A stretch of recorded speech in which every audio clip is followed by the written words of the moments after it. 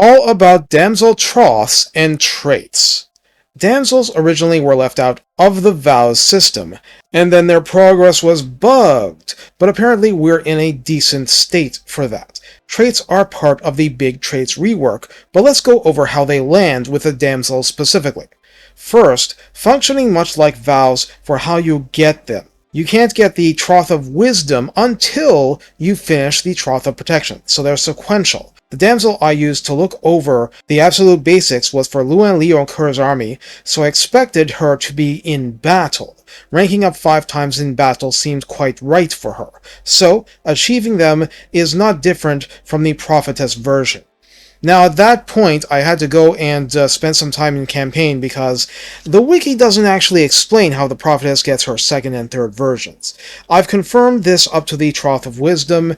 You require either fulfilling a pledge to win a siege battle in desert or jungle territory. I think any settlement battle is a siege battle for this purpose, no matter how small. Win a battle at sea, and I'm pretty confident that encounters at sea battles with rando Vampire Coast fleets, or participating in the defeat of a legendary lord from Beastmen, Greenskins, or Dark Elves. Oh, okay, they added Ogre Kingdoms too. Cool. The Grail vow should be the same, participating in defeating legendary lords of remaining evil factions like Skaven, raising 5 major settlements, or battles where the enemy lord dies times 5. And that has to be participating in, you don't have to do it personally. Since these are not lords, the effects certainly do vary. And these are specific to damsels. Troth of Protection for Damsel grants growth plus 20 and corruption minus 1 for local province. Now, by default, growth by province commandment is just not impressive in this game race. Corruption reduction seems to be minus 2 by default per end turn per damsel, so this would be minus 3 without any skill pips devoted to the purpose. Troth of Wisdom offers cooldown minus 10% for all spells, and Winds of Magic cost minus 10% as well. Since you absolutely aren't getting this in the skill tree, this is very precious to the damsel as a spellcasting character, and is not available to the prophetess per se. Troth of Virtue makes the character immortal without requiring her to be ranked 20, enables full-time magical attacks, though this is not so valuable on such a relatively poor melee character, less indecent on a unicorn. It grants the Blessing of the Lady, passive in campaign for 15% ward save, and gives her Perfect Vigor, which helps a lot on horseback. And incidentally, yes, I acknowledge I did not recognize the 40% spell resistance provided by just being on a unicorn, so I missed that in that video. Sorry.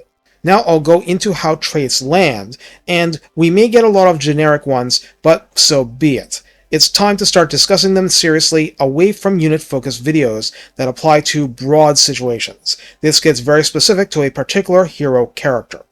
Disciplined grants the damsel herself melee attack and melee defense plus 8, and grants leadership plus 2 and melee attack plus 2 to all units in her army as an embedded hero, and in this case, a hero unit is a unit for the purpose. That means she gets plus 10 melee attack. The first means she's a bit less in distress on her own, but her damage profile is still base damage heavy.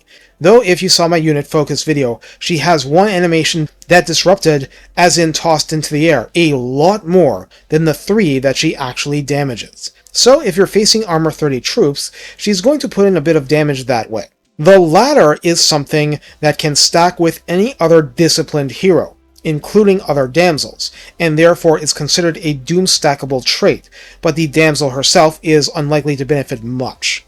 Having this as my lone army damsel trait for campaign made me happy, so I was glad to see that. Aggressive trait gives melee attack plus 10, weapon strength plus 10%, and charge bonus plus 15 flat on a damsel.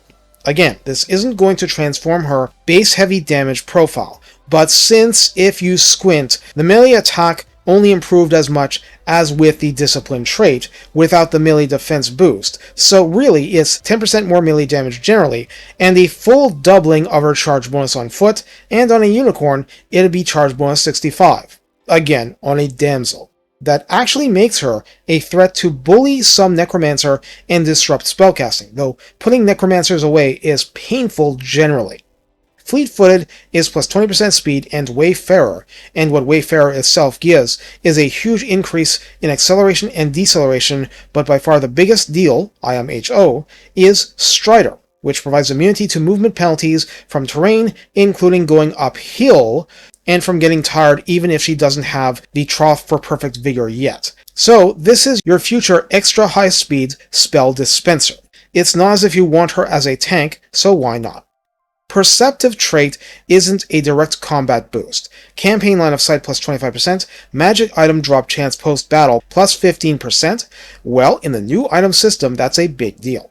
Ambush, defense chance plus 15% is Lady Scent when fighting Beastmen and Skaven. Finally, the Spotter passive doubles force spotting ability within a 50-meter range of the character in the middle of battle, so it'll be easier for her to spot stuff hiding in the forest. Depending on where you're fighting, that could be a big deal. If it's in desert, probably not. For Damsels, Knowledgeable not only provides plus 15% magical item drop rate, which again is pretty awesome, but an impressive plus 75% to experience gained by that character herself. That means ranking up a lot faster. Character boosting legendary lords in other factions at their best provide what? Plus 100%? And that's considered pretty powerful? Most of that as a background trait is interesting. That means accessing top level spells faster, and because she wasn't given some giant update, she'll max out her agent actions just to use up the pips, so later in the game, but sooner than others, she can steal technology without a conscience too. Intelligent feels like a blend of other traits. There's experience gain plus 50%, which is not bad at all. Ambush defense chance plus 10%, bonus plus 5% chance to wound hero aggressors, and plus 10% spell intensity, making her spells hit harder. That is very, very good for you. How does the Cunning trait work out? Ambush success chance for you, plus 25% for her army, melee defense plus 10, up from 22 on foot or horse or 26 on a unicorn, and poison with every attack to debuff enemy speed and melee or ranged damage output by 15%, obviously requiring her to be in melee. We'll certainly treasure the ambush success chance. Knights barreling into missile infantry can end battles quickly, I suppose. I'm not going to put much stock into the melee defense and poison, but, it's better to have it than not. Determined, always good from a girl, gives character experience gain plus 30%, less than the other trait boosts, hit points plus 10%, leadership plus 15%, and immunity to psychology, and she had no protection against morale shocks prior to this. This makes you far more able to use a damsel in melee combat.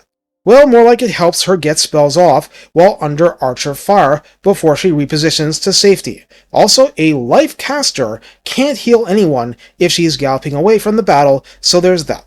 That wraps up the info that I've gathered for the traits for damsel heroes. Obviously with this, and with technologies to make heroes hit more often and dodge attacks more often in melee, it does help, but it's still not her strength, so you have to take what you can get. I hope this helps you understand where they stand or sit on unicorn back in the current meta. Take care, and have fun taking the damsel into battle, first well in front, and then bravely galloping well into the back.